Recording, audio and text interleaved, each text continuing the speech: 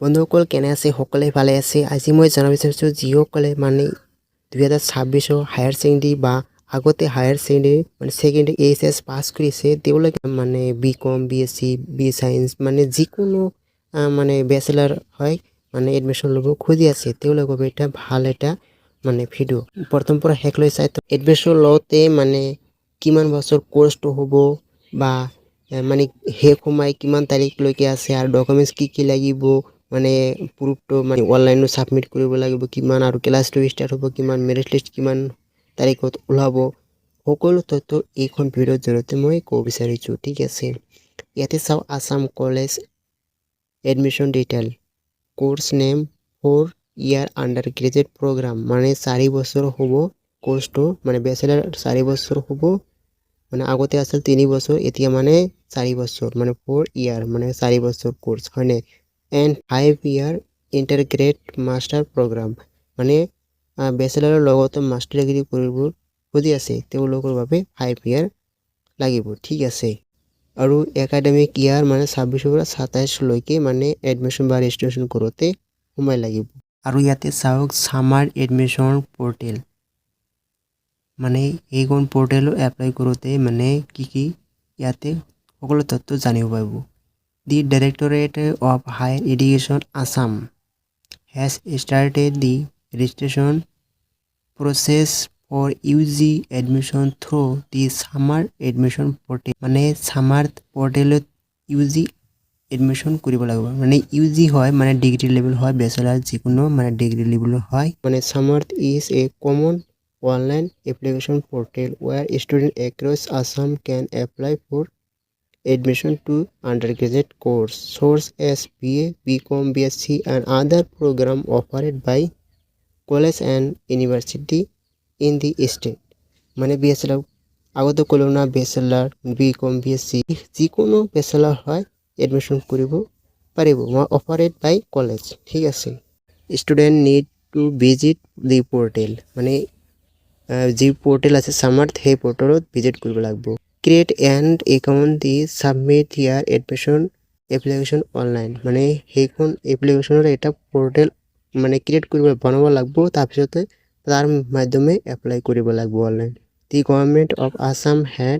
yearly launches the Darpan portal for HS first year admission in a similar move to bring all college admission under one platform মানে যি মানে HSC দাৰ্পণ যি portal আছে তেনেকুৱা মানে সেইখন মানে সামাৰ পোৰ্টেল তেনেকুৱাই সেম হয় মানে সিমিলাৰ মুভ মানে সেম তো এনেকৈ মানে এপ্লাই কৰিব লাগিব মানে এইখন পোৰ্টেলত সকলে গৈ পাইছে। আৰু ইয়াতে চাও before starting the application student should keep scanned copy of the following documents ready মানে তোমালোকৰ যি ডকুমেন্ট আছে সেই ডকুমেন্টছখিনি কপি কৰি মানে অৰিজিনাল ৰাখক বা জেৰেক্স কৰি ৰাখক মানে হেটো মানে লগত ৰাখিব। তাৰ পিছতে you can use our image resize tool to size your document the required file size মানে এইখন যে ইমেজ রেসাইজ সাইজ আছে ইমেজ রেসাইজ টুল এইখনৰ জৰিয়তে মানে ইমেজ কোন যে ডকুমেন্টস আছে ডকুমেন্টস কোন মানে যি মানে ডকুমেন্টস সাইজ রেকর্ড লাগে মানে যিখিনি এমবি বা পিক্সেল লাগে সেই মানে সেইখিনি ইয়াতে margin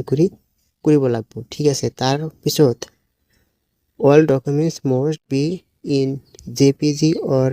JPEG format with a size pattern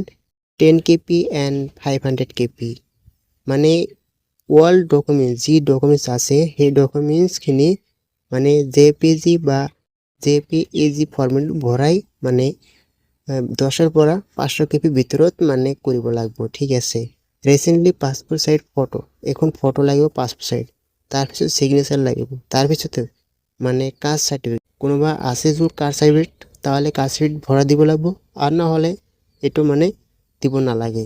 তাৰপিছত আইডি প্রুফ ডকুমেন্টস মানে Aadhaar card voter ID card ID proof হয় মানে বার্থ সার্টিফিকেট দিলে হ'ব যিকোনো এটা দিলে হল। তাৰপিছত ডোমিসাইল প্ৰুফ অফ আসাম মানে এইটোৰ বদলি মানে যিকোনো এটা দিলে হ'ল মানে ডকুমেণ্টছ হয় মানে এইটো প্ৰুফ হয় ইয়াৰ ডমিচিয়েল প্ৰুফ অফ আছাম মানে অসমৰ হয় নে নহয় সেইটোৱে প্ৰুফ চাইছে তাৰপিছতে মানে 10 চাৰ্টিফিকেট এণ্ড মাৰ্কশ্বিট মানে মেট্ৰিকৰ যি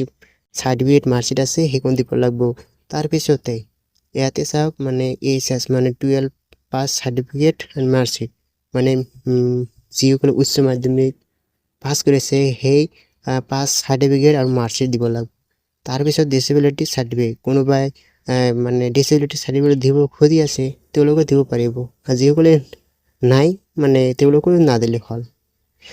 মানে এইটো মানে কি হয় মানে ডিসেবিলিটি সার্টিফিকেট মানে নুলা বা হাত পাও মানে বেয়া সেই কারণে মানে ডিসেবিলিটি সার্টিফিকেট কোনো পাইছে এটা দিলে হল না দিলে হল তার পিছত তো গ্যাপ সার্টিফিকেট কোনোবাই এজনে গ্যাপ কৰিছে মানে 2 বছৰ 3 বছৰ বা 1 বছৰ আগতে মানে পাস কৰিছিল মানে এতিয়া এডমিশন বাবে খুজি আছে তেওঁলোকক গ্যাপ সাৰ্টিফিকেট দিব লাগিব আৰু গ্যাপ সাৰ্টিফিকেট যে আছে সেইখন গ্যাপ সাৰ্টিফিকেট কি হয় মানে গ্যাপ সাৰ্টিফিকেট কেনেকৈ বনাব মোৰ ভিডিওখনত কমেন্ট কৰক মই জনা দিম আৰু ইয়াতে আছে ইম্পৰ্টেন্ট ডেট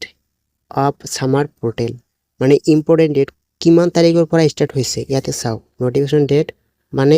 11 এপ্ৰিলৰ পৰা আৰম্ভ কৰি ৰেজিষ্ট্ৰেচন ষ্টাৰ্ট হৈছে 11 তাৰিখৰ পৰা ঠিক আছে বাট এপ্লাই হোৱা নাছিল এই কাৰণে মানে এপ্লাই ষ্টাৰ্ট ডেট মানে 12 অহা 12 কিমান তাৰিখ হয় জানি পাইছে মানে অহা 12 তাৰিখৰ পৰা 12 মেৰ পৰা ষ্টাৰ্ট হ'ব মানে এপ্লাই ইন ডেট মানে 22 মে লৈকে চলি থাকিব ঠিক আছে আৰু কোনোবাই জুল মানে ডকুমেন্টস বা কোনো নাম বুলতে মানে এপ্লাই কৰিছে তেওঁলোকৰ কাৰেকশন উইন্ডো মানে 23 তাৰিখৰ পৰা 25 মে লৈকে কাৰেকশন কৰিব পাৰিব তাৰ পিছত ফাৰ্স্ট মেৰিট লিষ্ট কেতিয়া আহিব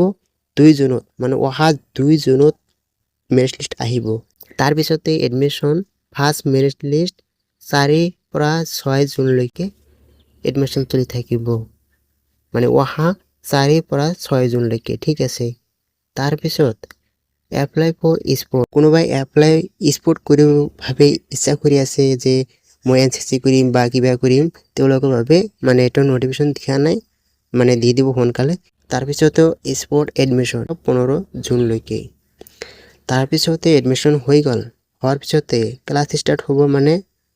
1 আগষ্ট মানে 1 আগষ্টৰ পৰা আৰম্ভ কৰি ক্লাস স্টার্ট হৈ যাব ঠিক আছে সকলো মানে তথ্য মই জনাই দিলো তো ভিডিওটা কেনে হৈছে ভালে লাগিলে এটা কমেন্ট কৰি জনাব কেনে হৈছে